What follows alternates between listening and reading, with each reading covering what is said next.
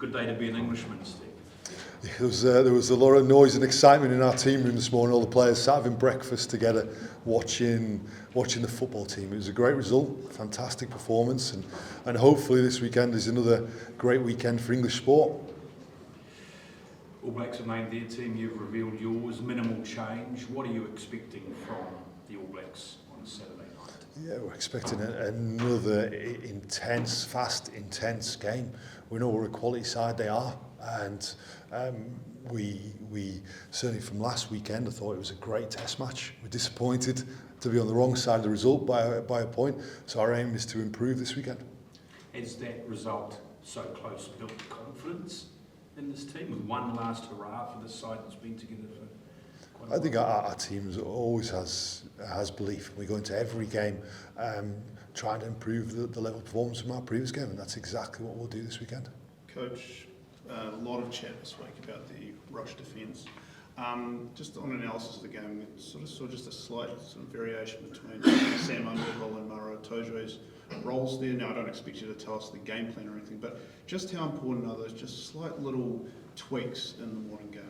I think they are really important, and I think the level of analysis teams go to try and really understand that is vital. There'll be one or two things this weekend as well that hopefully we can cause New Zealand one or two problems. And as you watched at the weekend, and hopefully I think we did manage to try and cause them some problems last weekend, and hopefully we can do it again this weekend. And just on the flip side of that, the All Blacks kicked the ball a lot more than what All Black fans are kind of used to. I think it was 23 times in the second half. Firstly, did that surprise you? And then secondly, does that say more about the modern game or this All Black coaching setup to you? Yeah, it's an interesting question. It makes me. As we were leaving Dunedin, a New Zealand supporter stopped me and he said, you guys played well yesterday, and said you'll get beat in Auckland. I said, we'll beat you in Auckland, and this time we're going to beat you with style.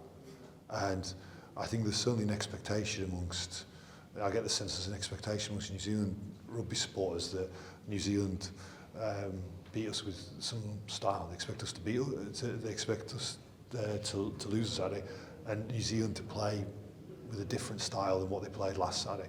It'd be interesting to see whether New Zealand do that, how they play this weekend. Just in your lineup, you got Finn coming in for his first start on the front row. Probably not an easy task playing at Eden Park. How do you get someone like Finn prepared for that task? And is that something you talk about, playing at Eden Park given that unbeaten streak? We always put our games into context. We always look at the factors around the game. Regarding New Zealand's record, Eden Park, in so many ways that's their record. That's the expectation that's now on them, the pressure upon them to try and keep that record. For us, it's about moving forward our performance from last weekend.